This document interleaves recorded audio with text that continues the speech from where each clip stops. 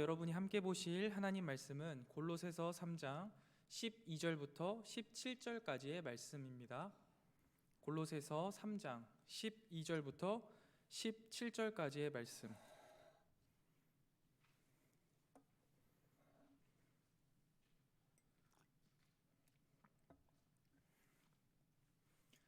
골로새서 3장 12절부터 17절까지의 말씀입니다. 다 찾으신 줄로 알고 제가 봉독하도록 하겠습니다. 하나님 말씀입니다.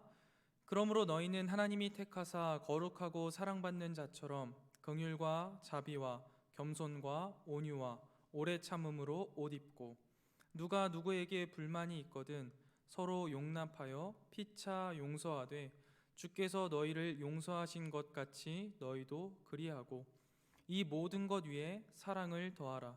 이는 온전하게 매는 띠니라. 그리스도의 평강이 너희 마음을 주장하게 하라. 너희는 평강을 위하여 한 몸으로 부르심을 받았나니 너희는 또한 감사하는 자가 되라. 그리스도의 말씀이 너희 속에 풍성히 거하여 모든 지혜로 피차 가르치며 권면하고 시와 찬송과 신령한 노래를 부르며 감사하는 마음으로 하나님을 찬양하고, 또 무엇을 하든지 말에나 일에나 다 주 예수의 이름으로 하고 그를 힘입어 하나님 아버지께 감사하라. 아멘. 이 시간 우리가 함께 살펴본 본문 말씀은 우리가 이미 새벽에 한번 묵상한 말씀입니다. 그런데 왜 또 살펴보느냐? 첫 번째, 예상치도 못하게 우리 김인천 목사님께서 센스 있게 넘겨주셨습니다. 이 앞부분은 새벽에 설교를 따로 하지 않으셨습니다. 또한 말씀은 마르지 않는 샘물과 같아서 우리가 그 맑은 샘물을 길어내고 또 길어내고 또 길어낼수록 더 맑고 더 시원한 은혜가 우리에게 있기 때문입니다. 이 시간 우리에게 다시 한번 주어진 오늘의 본문 말씀을 깊이 있게 이해하고 그 안에 담겨진 하나님의 마음을 이해하며 우리의 영혼에 더 맑고 더 시원한 은혜가 가득하기를 주님의 이름으로 축원드립니다. 오늘 본문 말씀은 그러므로 라는 단어로 시작됩니다. 즉 앞의 본문과 그 내용이 이어진다는 말입니다. 앞의 본문 3장 5절부터 11절까지를 보면 옛사람의 행위를 벗어버리라 라고 말합니다. 옛사람의 행위는 음란, 부정, 사욕, 정욕, 탐심, 분함, 노여움, 악의, 비방, 입에 부끄러운 말, 거짓말 등이 있다라고 이야기합니다. 그런데 이 모든 것을 벗어버리라 라고 말씀하시고 12절 말씀에 그러므로로 시작해서 너희는 하나님이 택하사 거룩하고 사랑받는 자처럼 긍휼과 자비와 겸손과 온유와 오래 참음으로 옷 입어라 라고 말씀하십니다. 즉 옛사람을 벗어버리고 새로운 옷을 입으라 라는 말씀이죠. 오늘 우리가 살펴볼 본문은 바로 이 새로운 옷에 대한 이야기입니다. 우리가 여기서 중요한 두 가지 사항을 놓쳐서는 안 되겠습니다. 첫 번째는 우리가 입어야 할 옷의 종류입니다. 하나님의 자녀인 우리는 옛사람을 벗어버리고 긍휼과 자비와 겸손과 온유와 오래 참음으로 옷 입어야 하는데요. 중요한 사항은 아니지만 오늘 본문에 긍휼과 자비 두 개의 항목으로 번역되어 있는 이 원문은요, 사실 자비의 마음 하나로 번역하는 것이 바른 번역으로 보입니다. 자비의 마음과 겸손과 온유, 여기에 우리가 딱 떠오르는 한 분이 계실 겁니다. 자비, 겸손, 온유, 이 세 가지 단어를 딱 들으시면 떠오르는 한 분, 바로 예수님입니다. 우리는요, 이 예수님으로 새 옷을 입어야 하는 것입니다. 그런데 사실 우리가 자비가 무엇이냐, 겸손이 무엇이냐, 온유가 무엇이냐를 하나하나 이제 설명을 하기 시작하면 사실상 단어 하나당 설교 한 편은 나올 수 있는 부분이라 우리가 오늘은 그곳을 집중하지는 않을 겁니다. 그러나 꼭 기억하셔야 될 것, 우리는 예수님의 성품을 옷 입어야 한다라는 사실입니다. 옛사람의 행위는 벗어버리고 예수님의 성품으로 옷 입는 저와 여러분이 되시기를 주님의 이름으로 축원드립니다. 두 번째 중요한 사항인데요. 이것이 이제 오늘 본문의 중요 포인트가 되겠습니다. 두 번째 중요한 사항은 바로 우리가 어떤 존재인가 하는 자기 인식입니다. 12절 말씀을 다시 한번 꼼꼼히 살펴보면요, 분명히 이렇게 되어 있습니다. 너희는 하나님이 택하사 거룩하고 사랑받는 자라고 말씀하시죠. 옛사람의 행위를 벗어버리고 새 사람이 된 우리를 사도 바울은 어떻게 칭하냐면 하나님이 택하신 자, 거룩한 자, 하나님의 사랑을 받는 자라고 말씀하십니다. 오늘 말씀의 중요 포인트 중에 하나가 바로 이 자기 인식 부분입니다. 우리가 어떤 존재인가 하는 이 자기 인식, 이것이 우리가 그리스도인으로서 그리스도인답게 살아가는 원동력이 되어 줍니다. 그리스도인으로 살아간다는 것 참으로 힘들고 어려운 일입니다. 그러나 우리가 하나님의 택하심을 받은 자요, 거룩한 자요, 하나님의 사랑을 받는 자라는 분명한 자기 의식이 있다면, 인식이 있다면 어렵고 힘든 길이지만 그 길을 걸어갈 힘과 용기가 납니다. 그렇다면 오늘 이 자기 인식에 대한 각각의 의미를 한번 천천히 살펴보도록 하겠습니다. 첫 번째, 하나님의 택하심을 받은 자라는 의미는요, 하나님께서 우리를 선택하셨다라는 것을 의미합니다. 조금 어려운 신학적인 표현으로는 선택과 예정교리라고 말할 수 있습니다. 하나님의 택하심을 받았다라는 이 말은요, 우리에게 중요한 두 가지의 의미가 있습니다. 첫 번째, 하나님이 주권적으로 우리를 선택하셨다라는 겁니다. 하나님은 우리의 자격이나 조건, 상황을 고려해서 우리를 선택하신 것이 아닙니다. 하나님의 넘치는 사랑으로 자격 없는 우리를 선택하신 것입니다. 우리가 태어나기도 전에, 부모의 태에 있기도 전에, 무슨 선이나 덕을 행하기도 전에, 그 어떠한 것도 없을 때 우리를 향한 무조건적인 사랑으로 우리를 선택하셨다라는 그것을 의미합니다. 두 번째로는요, 하나님이 선택하셨기 때문에 선택하신 목적이 있다라는 것입니다. 이것은 무슨 의미냐? 다른 사람들이 박수를 쳐주는 자리에 있느냐 없느냐로 그리스도인의 인생의 성공과 실패가 좌우되는 것이 아니라 하나님이 나를 선택하신 이유를 알고 그 자리에 있는 것, 그것이 인생의 성공과 실패를 좌우한다라는 것입니다. 우리는 하나님의 택하심을 받은 자이기 때문에 하나님이 선택하신 목적을 따라서 살아가는 것이 우리 인생의 바른 방향이라는 사실을 꼭 기억해야 합니다. 세상이 보내는 갈채와 찬사에 따라서 사람의 존귀함이 결정되는 것이 아닙니다. 우리는 그것을 따라 살아가는 사람이 아니라는 거예요. 하나님이 우리를 선택하실 때 우리에게 목적과 사명을 주셨다라는 것을 알고 그 목적대로 살아갈 때 인생에 참된 복락이 있습니다. 우리가 하나님의 뜻대로 살아갈 때 세상이 줄 수 없는 복과 기쁨을 그 안에서 누릴 수 있는 겁니다. 다른 사람의 막연한 성공 사례나 다른 사람들의 찬사나 세상의 박수가 우리에게 중요한 것이 아니라는 겁니다. 하나님이 우리에게 원하시는 그 자리가 어디에인지, 하나님이 나를 향해 품고 계신 그 비전이 무엇인지를 아는 것이 중요하고, 그리고 그 자리에서 아주 작은 일이거나 혹은 엄청나게 어려운 일이거나 그 사역을 묵묵히 감당하는 것, 그렇게 살아가고 있는 삶이 하나님 앞에 성공적인 삶이며 그 삶에 진정한 행복과 기쁨이 있습니다. 하나님의 목적은요, 각 사람에게 너무나 다양하게 주어졌습니다. 때로는 평범해 보여도 각자 하나님의 부르심이 있고 목적이 있고 사명이 있습니다. 하나님이 주신 목적이요 사명이기 때문에 세상의 눈에 보기에는 하찮아 보이고 별 볼 일 없어 보일지라도 그 자체로 너무나 존귀한 일입니다. 사랑하는 성문교회 성도 여러분, 하나님이 우리를 택하신 이유는 무엇입니까? 그 목적이 너무나 평범해 보이십니까? 혹은 그 목적이 너무나 어려워 보이십니까? 어찌 되었건 하나님이 주신 사명이기에 존귀하게 여기며 그 목적을 이루어가는 2022년, 하나님이 주시는 복과 참된 행복을 누리는 저와 여러분이 되시기를 주님의 이름으로 축원드립니다. 그리스도인의 자기인식 두 번째를 살펴볼 건데요. 이 두 번째는 우리는 하나님의 거룩한 자라는 분명한 인식이 있어야 합니다.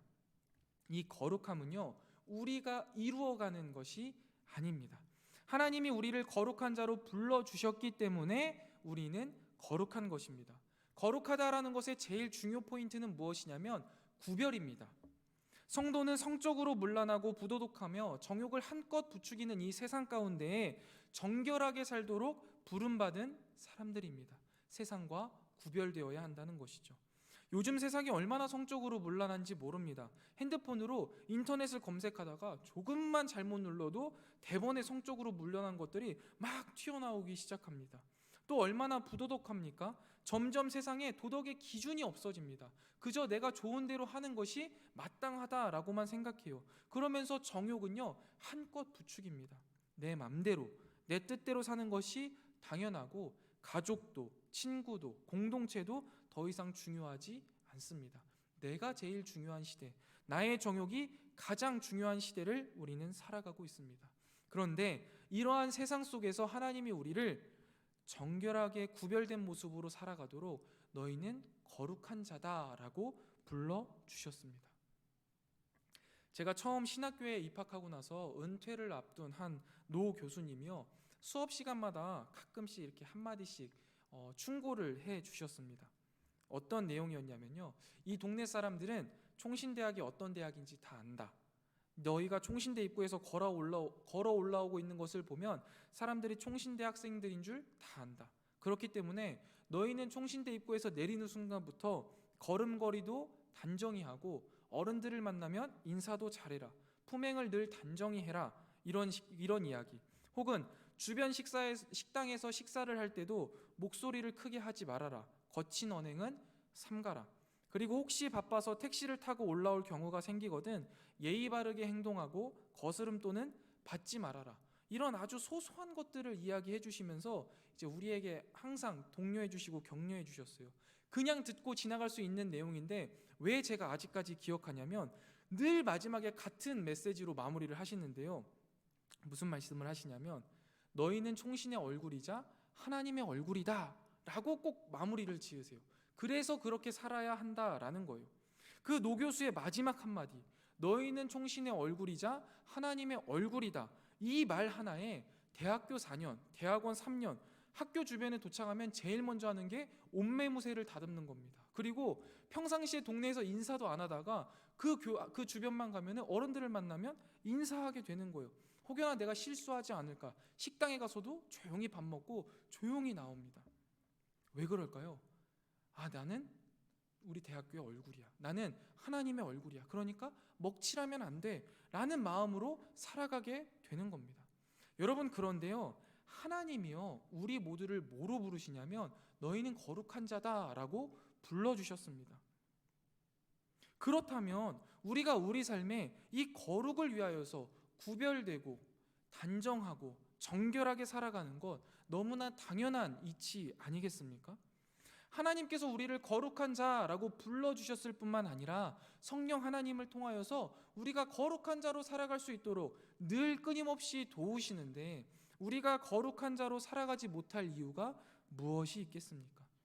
사랑하는 성문교회 성도 여러분, 거짓으로 속이고 욕망과 탐욕에 휘둘리는 이 사회에 하나님이 우리를 거룩한 자라고 불러주셨습니다. 하나님이 우리를 성적 타락이 극에 달한 사회에서 주님께서 주신 배우자에 만족하고 즐거워하며 거룩한 후대를 낳아 경건하게 양육할 사람들로 불러주셨습니다. 이것이 바로 성도고 거룩한 백성이기 때문이죠. 하나님께서 거룩한 자로 우리를 불러주신 것을 기억하면서 세상과 구별되어 거룩하고 성결하게 품위 있게 살아가는 저와 여러분이 되시기를 주님의 이름으로 축원드립니다. 마지막 세 번째입니다. 성도가 가져야 할 자기인식 마지막 세 번째는 하나님께 사랑받는 자라는 인식입니다. 이 마지막 세 번째 인식은요, 오늘 말씀 주제와 직접 연결되는 부분이니까 조금만 더 집중해서 들어주시면 좋겠습니다. 제가 여러분에게 한 가지 질문을 드리고 싶습니다. 너무 당연한 질문이긴 한데요, 여러분은 하나님의 사랑을 받고 계십니까? 받고 계시죠? 하나님의 사랑을 받고 있다는 사실은 어떻게 알 수 있습니까? 내가 건강해야 합니까? 돈이 많아야 하나요? 내가 직장에서 직급이 높아지고 유명해져야 하나요? 내가 지금 아니면 행복한 기분을 느끼고 있어야만 하나님이 나를 사랑한다라는 것을 확인할 수 있을까요? 제가 지금 말씀드린 이러한 것들로 하나님의 사랑을 확인하려고 한다면 그 사랑이 보일 때도 있을 겁니다. 그런데 안 보일 때가 훨씬 많을 겁니다. 제가 어렸을 적 주일학교에서 많이 불렀던 찬양인데요, 이 찬양 안에 하나님의 사랑을 확인할 수 있는 정확한 답이 들어 있습니다. 예수 사랑하심은 거룩하신 말일세. 우리들은 약하나 예수 권세만 도다. 같이 부를까요? 날 사랑하심, 날 사랑하심, 날 사랑하심.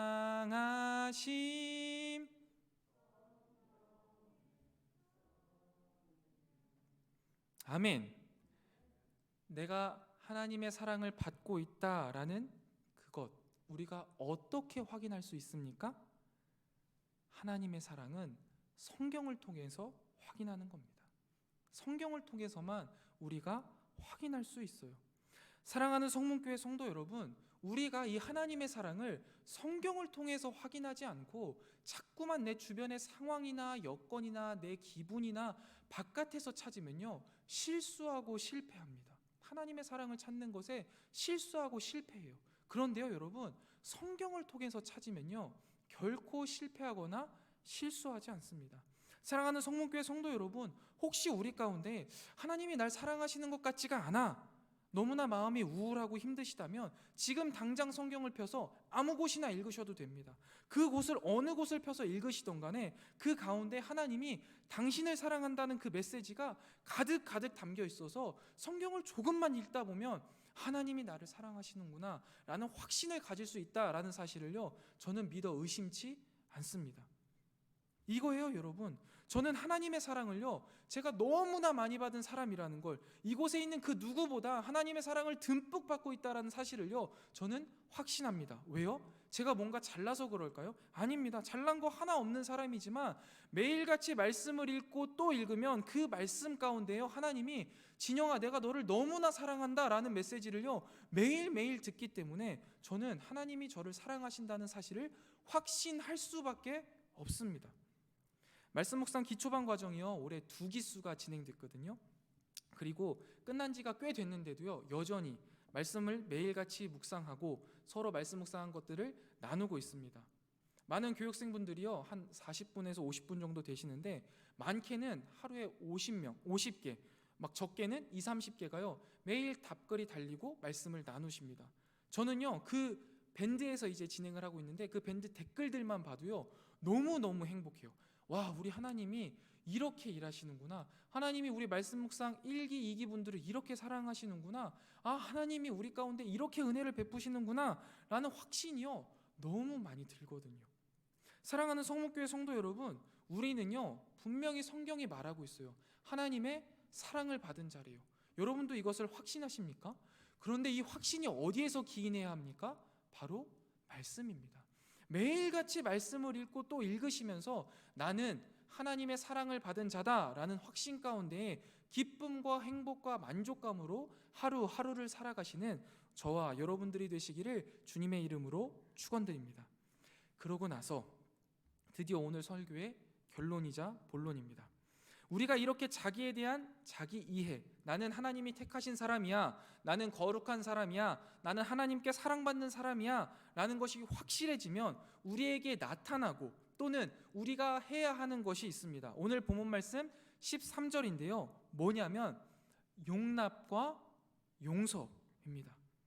나를 힘들게 하고 나를 불편하게 하고 아프게 하는 사람들을 용납하고 용서하고 있는가를 보면 내가 무슨 옷을 입고 있는지를 확인할 수 있습니다.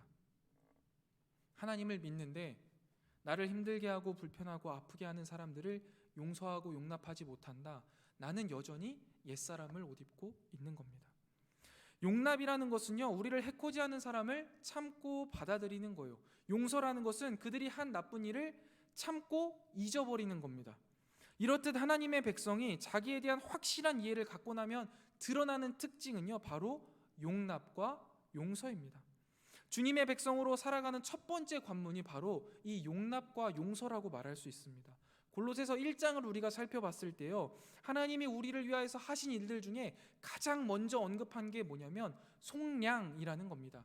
속량이라는 것은요, 종을요 값을 대신 치러서 자유하게 해주는 것입니다. 하나님 앞에 죄를 지음으로써 죄의 종된 우리를 하나님의 아들이신 예수 그리스도께서 대신 값을 치러주시고 우리를 자유하게 해주신 것, 이것이 속량인데요, 그렇다면 이 속량이 무엇입니까? 결국 이 속량은 용납과 용서의 절정입니다. 결정판이에요. 그렇기 때문에 여러분, 이 용서와 용납은요, 성도와 교회와 하나님의 나라의 매우 중요한 특징입니다. 하나님의 나라는요, 용서의 나라입니다. 용서를 받고 용서하고 용서를 구하는 나라입니다. 용서에 인색한 자들은요, 하나님의 나라와 관계없는 자들일 가능성이 매우 큽니다. 하나님의 백성은요, 용서라는 중요한 특징을 가지고 있어요. 그렇기 때문에 용서하고 용서받는 나라가 하나님 나라예요. 더불어 사람들을 용납하고 용서하고 용납받고 용서받는 공동체가 바로 교회가 되어야 합니다. 용서는요, 관계를 새롭게 하고 회복하고 공동체를 살리는 아주 중요한 가치입니다. 외적으로 드러나는 죄악들을 행하는 사람들이 공동체를 망가뜨린다라고 생각하기가 쉬운데요, 실제로는 그런 사람들보다 지체를 용납하거나 용서하지 않고 마음속에 끊임없이 그가 한 일을 계속 상기시키는 사람들이요, 공동체 여기저기에 균열을 내고 결국 깨트리는 사람들이 됩니다. 그렇기 때문에 우리 마음속에 사람을 오래 참고 용납하고 용서하는 일은요, 매우 중요한 일입니다.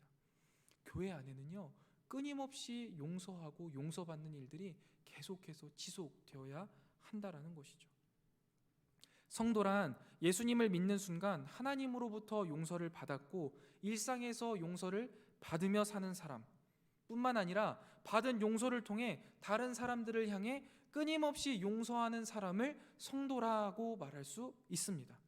하나님께 받은 용서를 통해 다른 사람들에게 끊임없이 용서를 베푸며 사는 것, 그것이 바로 성도가 사는 삶이어야 한다는 것이죠. 오늘 설교를 준비하면서요, 제 자신을 이제 처음으로 천천히 되돌아보게 되는 거죠. 말씀을 제일 먼저 적용하니까요.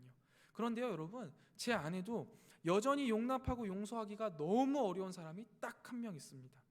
그래서요, 제가 지금보다 더 어렸을 때 이런 용서에 대한 설교를 들으면 참 마음이 어려워요. 용서가 안 되니까요. 그래서 제 나름대로 차선책으로 찾은 게 뭐냐면, 사람은 내가 진짜 죽어도 용서 못하겠다. 그 사람이 나에게, 우리 가족에게 행한 것들만 지난 일이니 용서해 봐야지 하면서 이제 그 일들을 잊으려고 많이 노력을 했습니다. 그리고 많이 잊었어요. 그런데요, 말씀을 읽고 또 읽을수록 그 안에 성령님이 찔림을 주시는 게 뭐냐면, 행위를 용서하는 것에 그쳐서는 안 된다라는 거예요. 사람을 용서해야 한다는 것이죠. 이런 말씀을 읽을 때는요, 한숨이 절로 나와요. 말씀이 묵상이 안 돼요. 사실 묵상이 굉장히 잘 되는 거지만 실제로는 너무 덮고 싶습니다. 그러면서 이제 저도 설교를 준비하는데 깔끔하게 우리 성도님들 앞에 저는 용서했습니다, 여러분들도 용서하셔야 합니다, 말씀드리고 싶습니다만 너무나 어렵더라고요. 그래서 이 본문을 가지고 계속해서 씨름하게 되었습니다.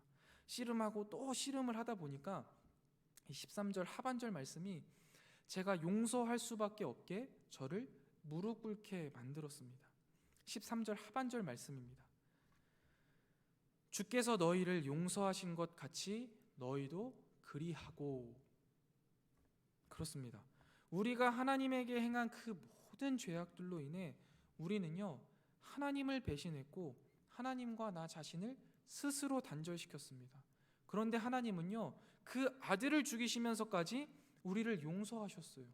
하나님의 용서를 보면 하나님은 자존심도 없고 아끼는 것도 없이 모든 것들을 다 쏟아서 나를 사랑하시고 나를 용서해 주셨는데, 나를 힘들고 아프게 한 사람을 용서하지 못한다면 말이 안 되는 것 아니겠습니까? 하나님께서 내게 하신 것을 기억하고 내가 하나님께 저지른 죄악을 생각한다면 용서하지 못할 사람도 용서하지 못할 일도 없다라는 것이 성경의 가르침입니다. 마태복음 18장에 보면은요, 우리가 잘 알고 있는 용서할 줄 모르는 불의한 종에 대한 비유가 나옵니다. 1만 달란트라는 거액의 부채를 지고 있는 사람이 그 빚을 다 갚지 못하자 임금이 그를 불러서 아내와 자식 모두를 다 팔아서 이 빚을 갚으라라고 독촉합니다. 그러자 분명히 갚겠으니 용서해달라고 싹싹 빌고 또 빌어요. 그래서 임금이 긍휼의 마음으로 이 1만 달란트 빚진 사람을 용서해 줍니다. 그리고 나서 기쁜 마음으로 집에 돌아가다가 자신에게 100데나리온 빚진 자를 만나게 되죠. 기쁨으로 용서해주고 지나가면 될 것을 그 사람의 멱살을 붙잡고 말합니다. 내 돈 내놔, 내 돈 내놔 이 녀석아. 안 갚으면 너를 감옥에 집어넣을 거야. 그리고 실제로 감옥에 집어넣은 거죠. 이 모습을 본 다른 사람들이 임금에게 알렸고 임금이 이 사실을 알게 되었습니다. 그리고 임금은 이 불의한 종을 감옥에 가두었습니다. 이 말씀은 물론 비유이긴 하지만 1만 달란트라는 엄청난 빚을 탕감받은 종이 동료의 100데나리온을 탕감해주지 않고 감옥에 가도록 했다라는 것, 인간적으로 생각했을 때도 있을 수 없는 일이잖아요. 그런데 여러분, 이러한 무자비한 종의 모습이 바로 오늘날 다른 이를 용서하지 못하는 우리 자신들의 모습은 아닐까요? 예수 그리스도로 말미암아 엄청난 죄를 용서받고도 남을 용서하지 못한다면 우리가 어떻게 하나님의 심판을 피할 수 있겠습니까? 우리가 늘 주기도문에 외치잖아요. 뭐라고 외칩니까? 우리가 우리에게 죄 지은 자를 사하여 준 것 같이 우리의 죄를 사하여 달라라고 기도하시면서 과연 나는 얼마나 남들을 용서하고 남들의 죄를 사해주고 있습니까? 우리가 주님의 불쌍히 여기심으로 용서를 받은 만큼 다른 이들을 용납하고 용서해 주어야 할 것입니다. 그러므로 누구든지 자신이 그리스도의 사랑으로 말미암아 아무런 대가 없이 죄를 용서받았다라는 것을 안다면 다른 사람의 허물을 기꺼이 용서해 주어야만 한다라는 것이죠. 그런데 사실 이것이 참 어렵습니다. 용서하려면 먼저 나에게 상처 입힌 사람을 풀어주기로 결정해야 돼요. 우리가 이 용서를 할 때 흔히 하는 오해가 무엇이냐면 내 감정이 좀 정리가 되어야 용서가 시작된다라는 생각입니다. 그러나 여러분, 용서는요, 감정으로 시작할 수 있는 일이 결코 아닙니다. 용서는요, 의지적인 행동으로 시작해야 하는 겁니다. 불편한 사건이 마음속에 생각날 때마다 계속해서 의지적으로 멀리 보내려고 해야 합니다. 예를 들어 보겠습니다. 저희 어머니는요, 저한테 무슨 말씀을 하냐면 세상에 저 같은 효자가 없다라고 이야기하세요. 저는 저희 부모님 속을 안 썩이고 컸다라고 이야기하셔요. 뭐 제 동생한테나 뭐 그렇게 이야기하세요. 근데 여러분, 그거 다 거짓말이거든요. 제가 정말 저희 부모님 속을 많이 썩이고 컸거든요. 보시면 알겠지만 되게 장난꾸러기였어요. 그래서 죄송한 일이 한두 가지가 아니에요. 말씀을 준비하면서 한 가지 생각난 게 있는데요. 저는 학교 다니면서 반장을 놓쳐본 적이 거의 없습니다. 진짜 손에 꼽아요. 한 3번 정도? 근데 초등학교 때도 그랬습니다. 그런데 어느 날 초등학교 3학년 1학기입니다. 그날 이제 반장 선거가 있다라고 해서 어머니한테 당당하게 말하고 가는 거죠. 엄마, 오늘 반장 선거가 있어. 나 반장 되고 올 테니까 맛있는 거 해줘 하고 학교를 갔습니다. 그런데 떨어진 거예요. 떨어졌어요. 그래서 집에 왔는데 어머니가 한참 이제 요리를 하고 계시다가 진영 학교 잘 갔다 왔어? 오늘 선거는 어떻게 됐어? 이렇게 물어보셨거든요. 근데 무슨 생각이었는지 모르겠는데 거짓말을 했어요. 반장 됐지. 이렇게 이야기를 한 겁니다. 이게 이렇게 이야기가 끝나면 그냥 괜찮은데요. 진짜 소름 돋는 게 뭐냐면 그 다음 주에 학부모 회의가 있었어요. 어머니가 학부모 회의에 간 거예요. 가셔서 3학년 1반 반장 어머니 앞으로 나오세요 라고 했는데 어머니 둘이 일어나서 앞으로 나간 거죠. 제가 지금도 생각하면 저희 어머니가 얼마나 민망하고 얼마나 황당하셨을까. 너무너무 죄송스러워요. 어머니가 이제 그 일을 겪고 집에 오셔서 왜 거짓말했냐, 그거 거짓말 안 해도 되는 일인데 왜 했냐 이야기 하시더라고요. 저도 잘 모르겠어요. 그때 무슨 생각으로 왜 그런 일을 벌였는지. 이래요, 여러분. 근데 이런 아들인데요, 저희 어머니는요 저 같은 효자가 없대요. 이게 어떻게 가능할까요? 아들이니까 의지적으로 용서하는 거예요. 아들이니까 용서하기 위해서 의지적으로 이 사건을요 멀리 보내는 거예요. 우리 아들은 나에게 잘못한 것이 하나도 없다라고 생각하시는 거예요. 잘못한 게 없어서가 아니에요. 용서하는 거예요. 의지적으로 계속 멀리 보내버리는 거예요.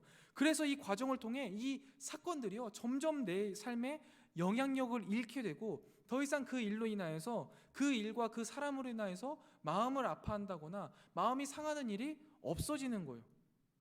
여러분, 이게 용서이거든요. 그리고 오늘 본문에 용서하다라는 단어의 원어를 봤는데요, 그 원어의 어원, 그게 어떻게 시작된 단어이냐를 살펴봤는데, 그 어원을 보면 기뻐하다, 즐거워하다가요 용서하다라는 단어로 파생이 되었어요. 여러분, 이게 참 놀랍지 않습니까? 용서 안에는요 기쁨과 즐거움이라는 것이 숨겨져 있어요. 여러분 다 경험하셨을 거 아니에요. 남편이랑 아내랑 아주 사소한 걸로 싸워요. 아주 사소한 걸로, 뭐 반찬 투정 한 번 한 걸로, 아니면 손가락질 한 번 잘못한 걸로 싸운단 말이에요.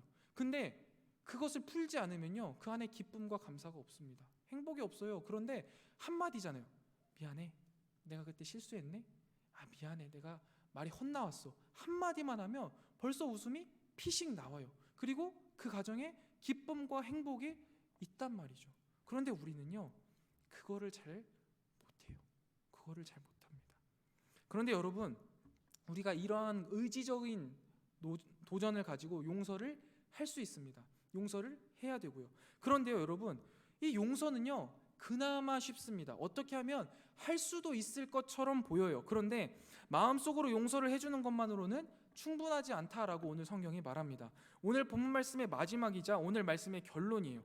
우리가 진정으로 용납하고 용서하는 모습에는 무엇이 추가되어야 하냐면 사랑이 추가되어야 해요. 사랑을 더해라 라고 말씀하고 있기 때문이죠. 이 사랑이요 온전케 하는 띠라는 거예요. 용서에서 끝나서는 안 된다라는 것입니다. 결코 인간적인 노력이나 의지로는요 이것이 되지가 않습니다. 그냥 용서는 할 수 있어요. 잊어버릴 수는 있어요. 그런데 거기에 사랑을 더한다? 쉽지 않습니다. 오직 하나님의 사랑을 받은 자라는 확실한 자아 인식과 하나님의 충만한 사랑이 있어야지만 이것이 가능합니다. 즉 진정한 용서는요 나의 의지적인 결단과 하나님의 도우심, 즉 하나님의 사랑이 충만해야만 가능합니다. 용서는요 용서받은 사람이 용서할 수 있습니다. 사랑도 마찬가지죠. 사랑 받은 사람이 사랑할 수 있는 겁니다. 그런데 여러분, 우리는 어떻습니까? 하나님께 용서받은 자들이잖아요. 하나님께 사랑받은 자들이잖아요. 그렇다면 우리가 용서하지 못할 사람이 어디에 있고, 용서하지 못할 일이 어디에 있고, 사랑하지 못할 사람이 어디에 있겠습니까? 단순히 용납하고 용서하는 것이 아니라 사랑을 더하는 것까지가 우리가 해야 할 진정한 용납이자 진정한 용서입니다. 1946년에 지스로 가돌르스키라는 독일 사람인데요, 이 독일 사람이 그 일행과 함께 독일의 한 시골에 가서요 농가에서 한 가족 10명을요 총으로 쏴서 죽이고 약탈했습니다. 그 중에 총에 맞은 9명이 죽고요 가장인 1명 하멜만 씨만 기적적으로 살아남았어요. 그래서 이 가들로스키와 그 사람들이요 30년간의 복용을 끝냈어요. 결국 끝났는데 갈 곳이 없는 거예요. 독일 어느 지역에서도 이 흉악범을 받아주고 싶어 하지 않는 거예요. 그래서 독일에서는요 그러면 이제 석방이 안 되나 봐요. 계속 가둬두고 있는 거예요. 근데 이 소식을 들은 하멜만 씨가요 자신의 후견인으로 하여금 일가족을 살해한 흉악범 가돌르스키를 풀어주고 자신의 동네에 데리고 와서 자신이 보호하고 관찰하면서 세워가겠다라는 요청을 당국에 했습니다. 다음은요 그 청구서의 일부분인데요, 한번 잘 들어보세요. 예수 그리스도께서는 머리털보다 더 많은 저의 죄를 위해 죽으셨고 또 용서하셨습니다. 그런데 하물며 제가 어찌 그를 용서하지 않을 수 있겠습니까? 라고 말했다고 합니다. 여러분, 용서하고 용납하는 것은요, 참 귀합니다. 이 용서와 용납, 거기다 사랑을 더할 때 그 가운데 새로운 창조가 일어나요. 사람이 변하고요, 사람이 세워집니다.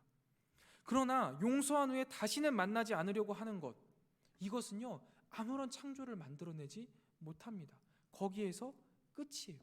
우리는요, 용서와 용납을 뛰어넘어 거기에 사랑을 더해야만 합니다.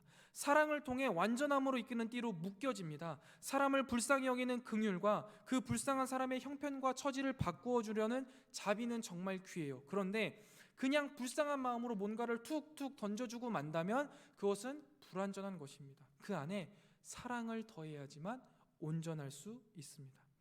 여러분, 사랑이라는 것은요, 결코 추상적인 개념이 아닙니다. 사랑은 구체적인 삶의 현장과 대상, 그리고 행위를 반드시 포함해야 합니다. 잘 기억하세요, 여러분. 사랑은요, 구체적인 삶의 현장과 대상과 행위를 분명히 포함해야 합니다. 그러니까 오늘 말씀을 듣고도요, 그래, 용서해야지, 내가 사랑해야지 하고 휙 지나가면 안 된다라는 말씀이에요. 내가 구체적으로 어디에 가서 누구를 어떻게 용서해야지, 어디에 가서 누구를 어떻게 사랑해야지 라는 구체적인 사랑이 더해져야 한다라는 말씀입니다. 그래서 여러분, 우리가 사랑장이라고 불리는 고린도전서 13장에 보면 사랑에 대해서 여러 가지 품사가 나와 있는데요, 그 품사들을 보면 명사로 쓰여진 것이 단 하나도 없습니다. 다 동사로 쓰여져 있어요. 사랑은요, 관념에 불과한 명사가 아니라는 거예요. 구체적인 행위를 하는 동사라는 겁니다. 마음에 맞는 사람끼리 모이는 것을요, 여러분, 성경은 사랑이라고 이야기하지 않아요. 하나님께서 붙여주신 사람들이 어떠하든지 서로를 적극적으로 아끼는 것이 성경이 말하는 사랑입니다. 아무리 훌륭하고 탁월한 능력이 있는 것처럼 보여도 사랑이 없으면 울리는 구리와 꽹과리와 같다라고도 말씀하고요. 신앙적으로 아무리 탁월한 능력이 있고 아무도 모르는 비밀을 알지라도 사랑이 없으면 쓸모가 없다라고도 말씀하십니다. 심지어 헌신적으로 자기 몸을 불사르게 내어줄지라도, 가지고 있는 모든 것으로 구제할지라도 그 안에 사랑이 없으면 이 모든 것이 무의미하다라고 이야기를 하죠. 하나님의 은혜를 아는 성도의 삶에 믿음, 소망, 사랑, 이 세 가지는 항상 있을 것인데 그 중에 제일이 사랑이다라고도 말씀하십니다. 여러분, 사랑입니다. 우리가 이 마지막에 사랑을 더하지 않으면 그 어떠한 것도 우리에게는 무의미하다라는 사실을 꼭 기억해 주셨으면 좋겠습니다. 말씀을 정리하겠습니다. 우리가 그리스도인답게 살아가게 하는 원동력은요, 우리가 어떤 존재인지를 아는 자기 인식에서 시작합니다. 우리는 어떤 존재입니까? 우리는 하나님이 택한 자요, 거룩한 자요, 하나님의 풍성한 사랑을 받는 자들입니다. 이 사실을 기억하시고 살아가시는 것, 그것이 우리에게 굉장한 힘과 용기가 되어줄 것입니다. 그리고 나서 하나님의 풍성한 사랑을 받은 자답게 서로 용납하고 용서하되 거기에 사랑을 더해야 합니다. 사랑을 더함으로 온전하게 용납하고 용서해야 합니다. 사랑하는 성문교회 성도 여러분, 2021년도 한 해가 저물어 가고 있습니다. 올 한 해는 얼마나 용납하고 용서하셨나요? 올해가 다 가기 전에 나를 사랑하셔서 나를 용서해 주신 하나님을 기억하며 나를 불편하게 하고 나를 힘들게 하고 나를 아프게 했던 사람들, 그 행한 모든 일들을 잊고 멀리 보내주실 뿐만 아니라 그들에게 사랑을 더하여서 그들을 품어가고 새 사람으로, 새 창조로 세워가는 한 해로 매듭을 지으시기를 바랍니다.